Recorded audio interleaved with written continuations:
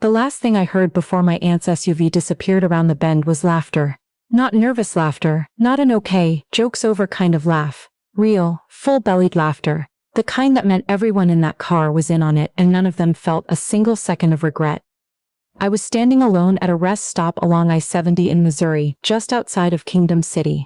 It was early October, cold enough to see my breath, and I had nothing on me except the jeans and hoodie I'd worn since that morning, my hands in the slow, crushing realization of what had just happened.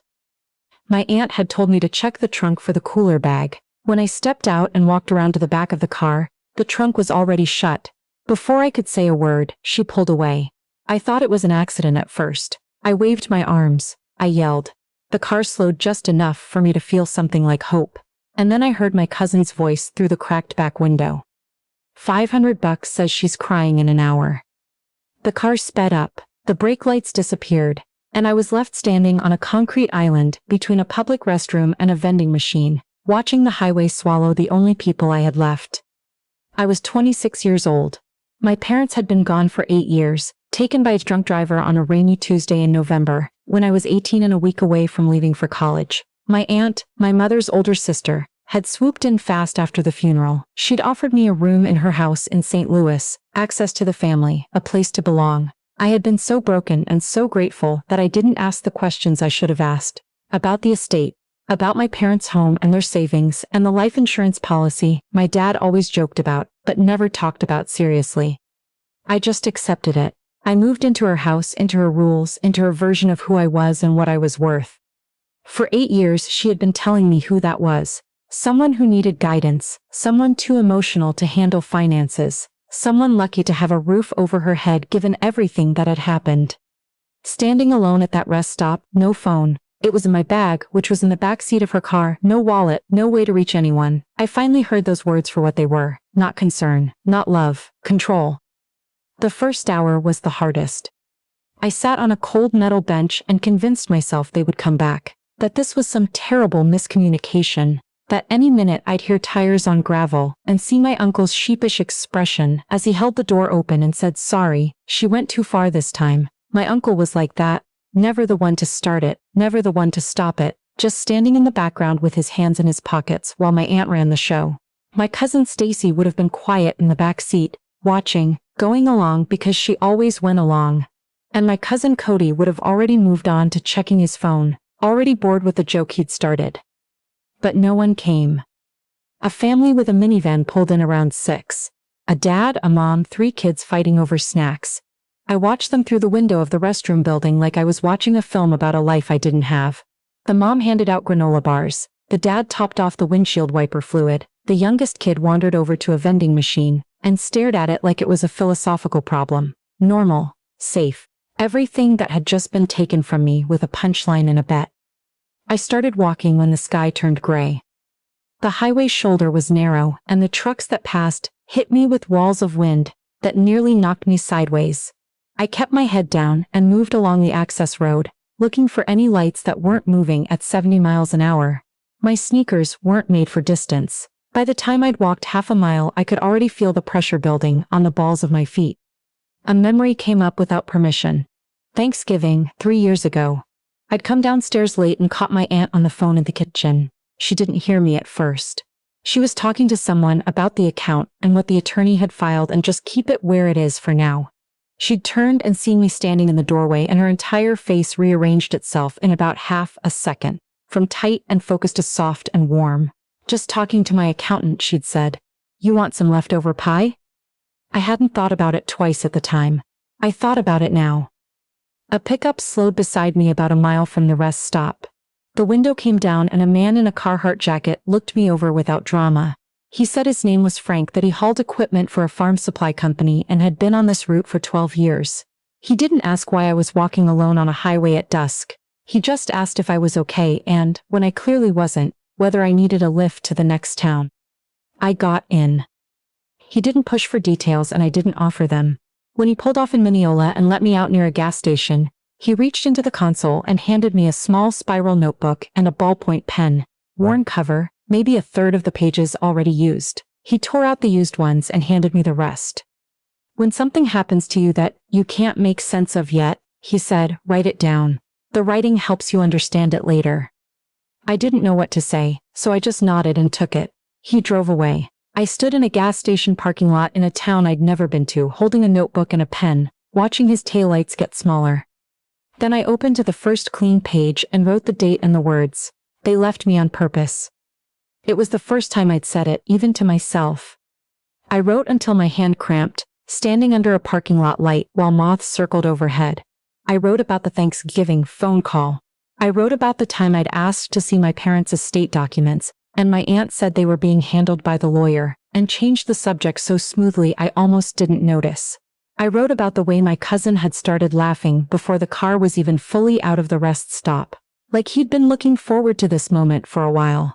I wrote about every small moment over 8 years, that I'd accepted as normal, that I now saw lined up in a row like evidence I'd been collecting without knowing it. The gas station clerk let me use the store's landline to call the one number I had memorized. My college roommate, living now in Indianapolis. She picked up on the second ring and didn't ask a single unnecessary question. She just said, "Tell me where you are and I'll help you figure out what comes next." That was the first time I cried.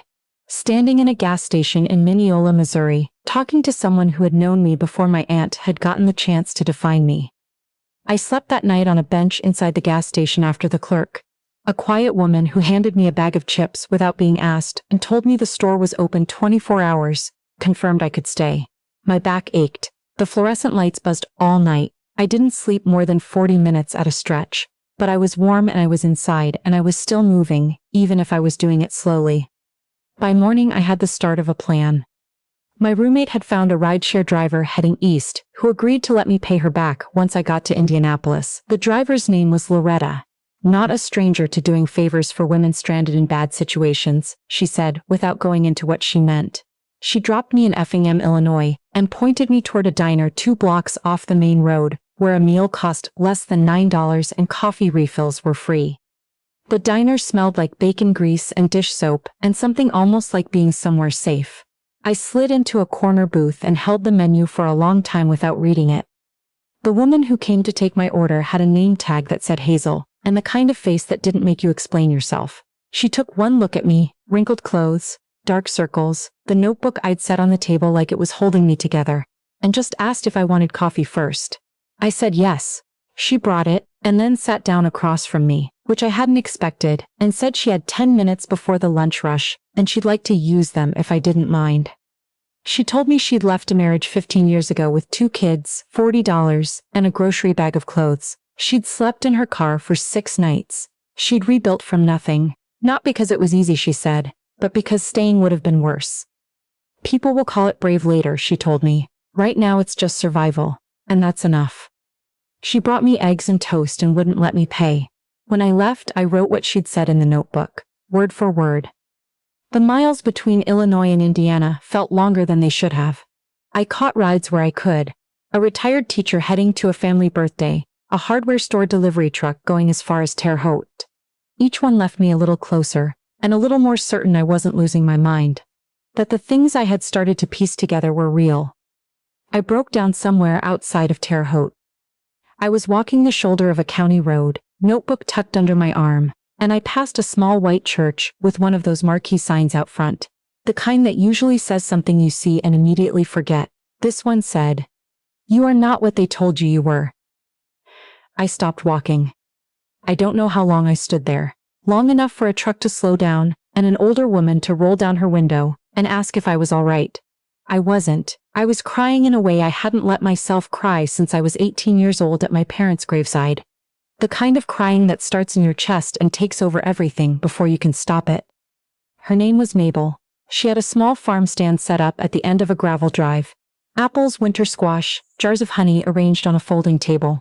And she walked me back to it and poured me a cup of coffee from a thermos she kept underneath.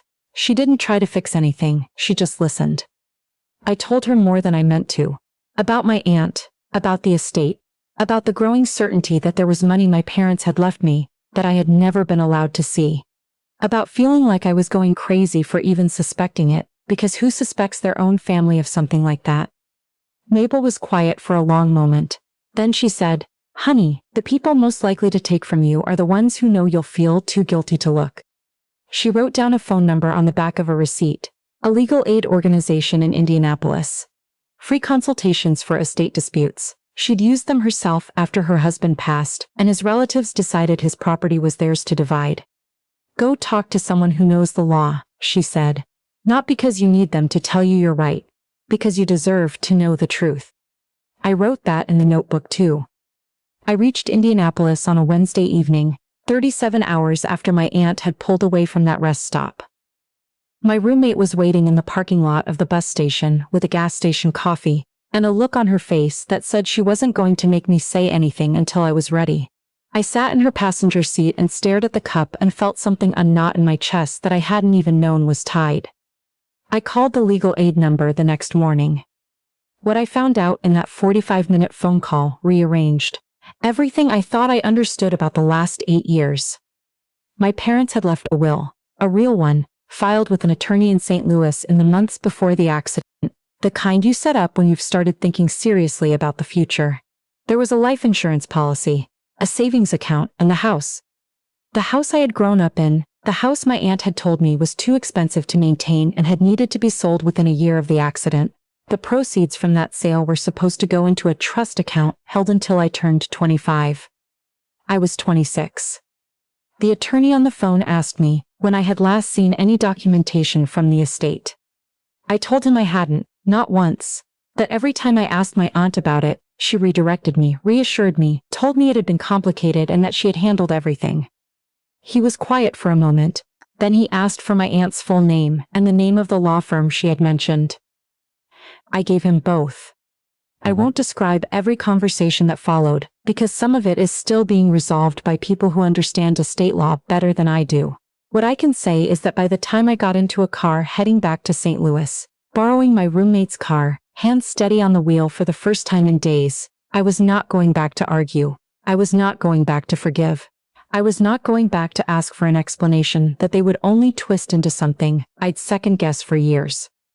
I was going back to put everything I knew on the table, in writing, in front of the people who had spent 8 years telling me I didn't need to know. My aunt's house looked exactly the same, beige siding, trimmed hedges, my uncle's truck in the driveway, the little ceramic welcome sign by the front door that I had always found slightly ironic. I rang the doorbell instead of using my key, a small thing, but it mattered to me. My aunt answered. The expression on her face moved through 4 or 5 things in about 2 seconds. Surprise, something calculating, then that familiar version of warmth that I could finally see clearly for what it was. Sweetheart, she said, where have you been? We were worried. I need everyone to sit down, I said. All of you. My uncle came in from the kitchen. My cousin Cody was in the living room, feet up on the coffee table, his expression somewhere between smug and uncertain when he looked at my face. Stacy was on the couch, quieter than usual, arms crossed like she'd already decided she didn't want to be part of whatever was about to happen. I sat down across from all of them, and I opened the notebook. I didn't yell.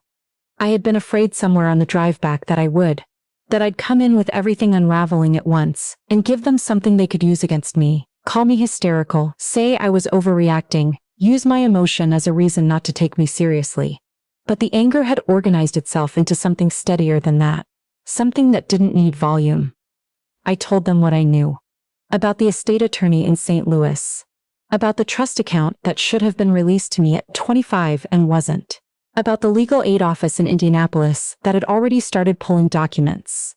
About every deflection and every subterfuge, and every it's complicated that had kept me from asking the next question for 8 years. I told them I had written all of it down. My aunt started to speak. I held up one hand. I'm not finished. My cousin leaned forward. You don't even know what you're talking about. You've been gone for 2 days and now you think you bet $500 I'd be crying within an hour, I said. I heard you through the window. So I need you to understand something clearly. I'm not crying. I'm not asking your permission. And I'm not going to sit here and let you explain this away. The room went quiet in a way it hadn't in a very long time. My aunt's hands were shaking. My uncle was staring at the floor with the focus of someone hoping the floor would open up. Stacy had pulled her knees to her chest and was looking at the wall. My cousin opened his mouth again and then seemed to reconsider. I stood up. The attorney's office will be in contact, I said. Don't move any money. Don't remove any documents from this house, I mean that. My aunt said my name as I walked toward the door. I stopped. Not because I was reconsidering anything, but because there was one more thing I needed her to hear. I spent 8 years believing you were taking care of me, I said. I'm done being taken care of. I walked out. The air outside smelled like cut grass and car exhaust and something almost like October, which had always been my favorite month. I sat in my roommate's borrowed car in the driveway for a minute before I started the engine. Not because I was second-guessing myself, just because I wanted to feel what it felt like to be on the right side of that door. Then, I drove away. The months that followed were not easy, and I won't pretend they were. There were attorney consultations, and filed motions, and conversations I had to have with people about things that still made my hands go cold. There were nights in my roommate's spare room when I stared at the ceiling and tried to figure out whether I was brave or just reckless and couldn't always tell the difference. There were mornings when I woke up and for exactly 3 seconds forgot everything, and then it all came back. But the truth came out. Not all at once, not in some dramatic single moment, but piece by piece, the way real things usually do. The trust account existed. It had not been properly distributed. There had been decisions made about my parents' estate, without my knowledge, without my consent, and without any intention of ever telling me. A court would eventually have more to say about that than I do. I have my own apartment now. It's small, on the 3rd floor of a building near a coffee shop that plays Joni Mitchell on Thursday mornings. I have a job I found on my own, references I earned myself, a bank account that belongs entirely to me. I paid my roommate back for the borrowed tank of gas. I sent Frank, the man with the pickup truck and the notebook, a thank you card to the P.O. box printed on the farm supply company sticker in the back window. I don't know if he ever got it. The notebook is on my kitchen shelf. I don't take it down often. But sometimes, when something feels too heavy, or I start to hear my aunt's voice in the back of my mind, telling me I can't handle things on my own, I take it down and open to the first page. They left me on purpose. And then to the last page, where I wrote something the night I got back to Indianapolis, sitting on my roommate's couch with a cup of tea, and the first real quiet I'd felt in days. The only thing they were right about is that I needed to leave. They meant it as punishment. I took it as a door. I closed it and walked through.